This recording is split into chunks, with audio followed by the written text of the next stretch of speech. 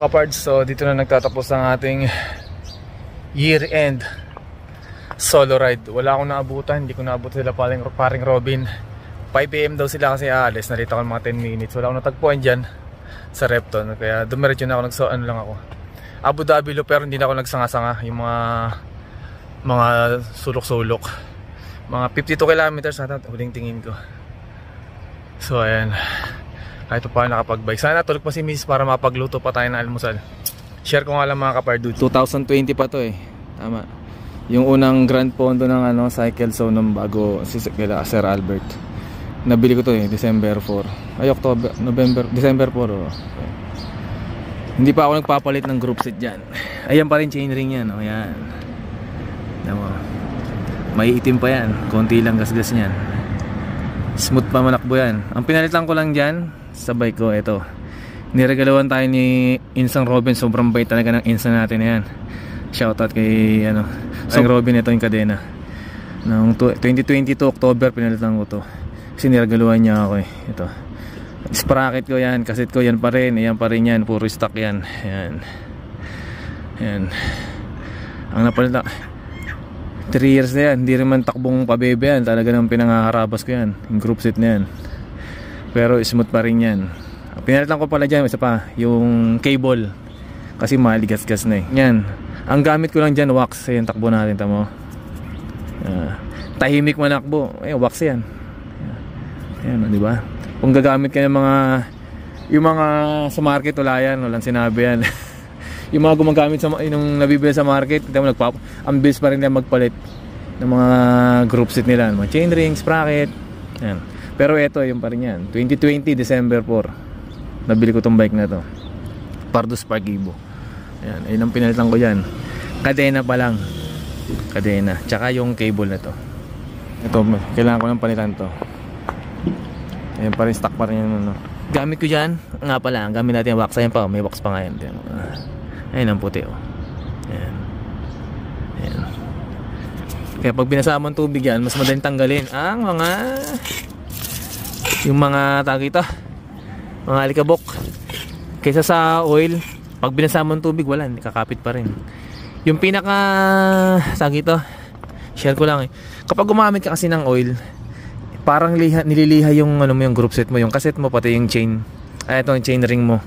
Kasi yung mga naiiwan na buhangin kumakapit sa kadena, kaya yung nagiging parang nililiha yan. Kaya yung iba, pansin mo yung mga nagpapalit ng mga puting-puti na yan. Sa akin maitim pa yan yan, tuka mo yan, hindi gastado, hindi man takbong pabebe yan. Yan, gas-gas na tumba, unang semplang. Yan, gas-gas lang. Ako na rin nagbalik niyan. Kailangan matuto kang maging mekaniko ng sarili mong bike, hindi magastos. Pero ang mga re-recommend ako mga shop dyan, yung Cycle Zone, tsaka yung Salam Bike Shop yan, yung mga ating mga kababayan, sila Kuya Albert, pati si Kuya Dennis. Yan mga kaparts, yan, may share ko lang. Gumamit ka ng wax, yung kandila, paraffin. Kung gagamit ka ng oil, sasamahan mo ng oil 10 to 20% lang. Huwag kang gagamit mga 30. Medyo pag ginamit mo mga 100 kilometers ka nangingitim ito yan diba? Linis yan. Pag pinagpag mo yan, tanggal ka agad yung tubig yan. Tahimik pa yung kakadena.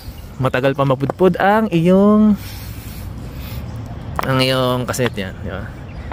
Wax lang yan, para pinuwax, kandila. Diba? Pero puro natin na gumagamit ako mga 10% sa ADNOC. Yung mga natitira sa bote, kinukuha ko yun sinasama ko. Yan.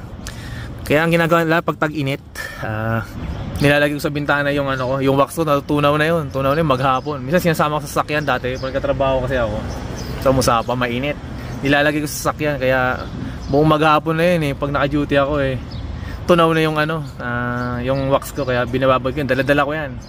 Minsan dala ko yung bike ko sa loob ng sakyan kapag nagtatrabaho ako.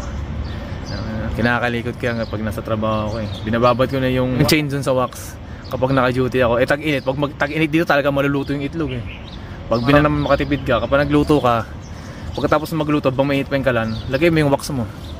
So, babad mo na 10 minutes, halu-haluin mo para manood sa mga kadena. Pag nag-chain ka, gumamit ka ng paraffin wax na yung wax. Dapat malinis na malinis ang buong derailleur mo, chain ring, chain cassette, para purong wax lang kakapit dyan. Para hindi nang maiiwan na wax galing sa chain, ay yung kakapit dyan. Kaya mas matagal maupod ang cassette, derailleur mo, chain ring. Yan. Kailangan malinis. Ako dati nilinis ko ito eh. Pag nagmamadali naman, nakalimutan mag-wax talaga. Gamit ako ng oil. Kapag madali yan, nakalimut ako. Every 200-300 kilometers ako nag-chain, nagre-rewax, nag-waxing uli. 300 kilometers. Yan. Yan, subok yan. Walang sinabi dyan yung mga nabibili sa market. Ay, siyempre, puro ano yun eh. Business kasi yun eh. Pero kung ikumpara mo yan, gumamit ka ng mga nabibili tsaka sa wax na purong wax, mas maganda yung puro. Ayan. Ito may mga gumagamit ng oil. Pudpud. Ang bilis mapudpud. Lalo pag tinapitan ng buhangin, ay yung buhangin mismo ang para naging liliha dyan sa mga group set na yan. Sa chainring, cassette. Ayan. Kaya the best pa rin ang wax. Ayan. Pak! Ang puti. Tahimik pa. Madaldal lang yung may-ari. Alright. Mga kapards, hanggang sa muli! You know, good morning mga kapardudes. Yan, solo ride. Naiwan ako ng mga kumpare ko. Alanganin din kasi yung gising ng kambal, kaya hindi ko rin nasabi kay paring Robin na makakasama ko. Kaya nagising ako ng mga 4:30. Umiyak yung baby namin, kaya ayos naman. Kaya nag-message ako kay Robin kung mabasa niya. Sana same na rota rin ang dadaanan nila para abutan ko din man lang dito sana. Ayan. December 31. Year end ride sana, kasama sila. Wala, hindi ko inaabot sa tagpuan. Wala akong nakita ro, kaya sumabundar na ako. Dito nga sa try kong abutan, di na ako papasok ng Yas Marina, pati si Emirates Palace highway, dire-diretso na ako sa pinaka Abu Dhabi loop kung maabutan ko sila. Ayun. Alright. Ayun o.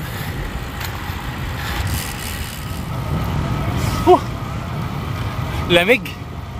Ang lamig.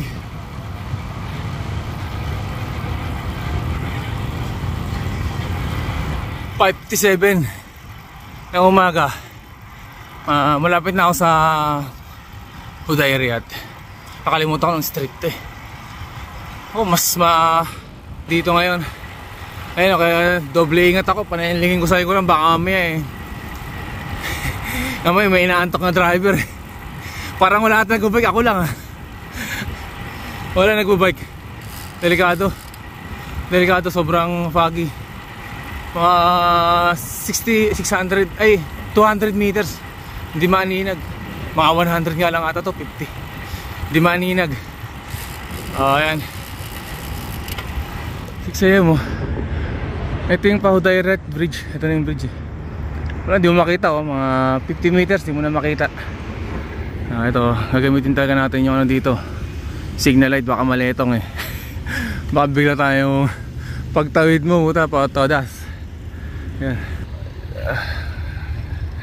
Wala ka nagbabike, ako pa lang nakikita ko rin nagbabike. Check na yan. Lalo dito sa bandang Al Arabi, papuntang Adnoc, malamang kasi maraming dyan eh. Dito yung dagat na yung dagat, tapos mangrove, may mga mangrove, kaya mas foggy rito ang tingin ko. Sa Al Arabi Road papunta ng Grand Mosque. Hintayin ko lang mag green.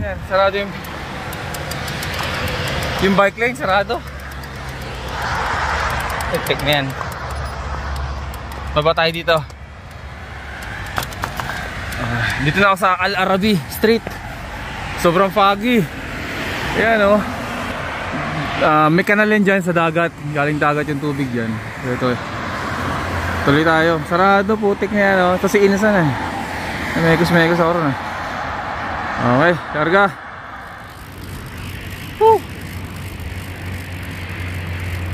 nakalaya din sa Malayimpyernong daanan doon, butik na yan ah. Lamig eh. Dagdag ko yung fog. Dito na ako sa may Adnic.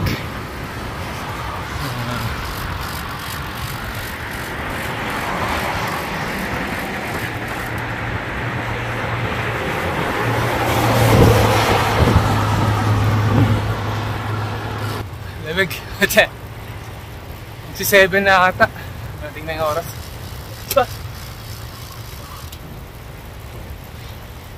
Wala akong naabutan kahit isa. Alright. Mangrove. Diyan sa mangrove, buhay na ako. Baka umiyak na yung mga baby eh.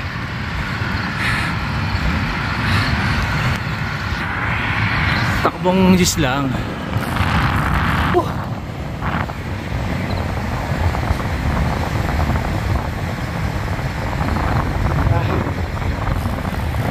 Wala. Pauwi na ako. Daan tayo sa tulay. Aljibay na Island. 9 kilometers din yan. Mga sakto mga 50 kilometers pwede na yan. Tapos basketball.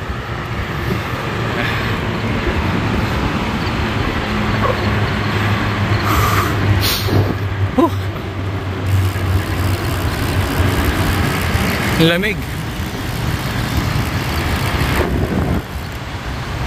Malamig ngayon dito. Pero di man sobrang lamig. Yung iba, okay, pag nanamit eh.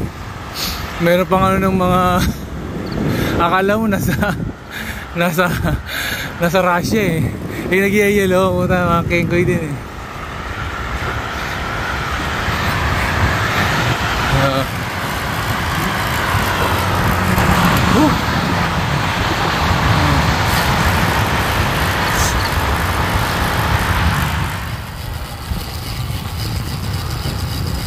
Aljibay na Island.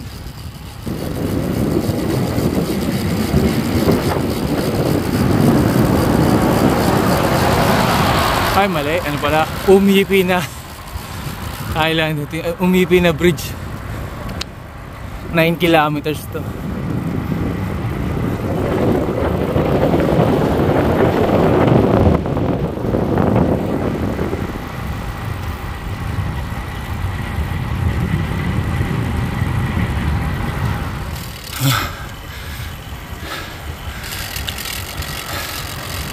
Plus 3 kilometers to para makauwi.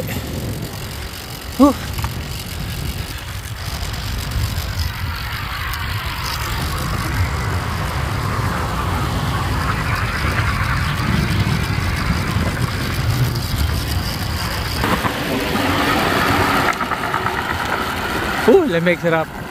Bilis makarecover.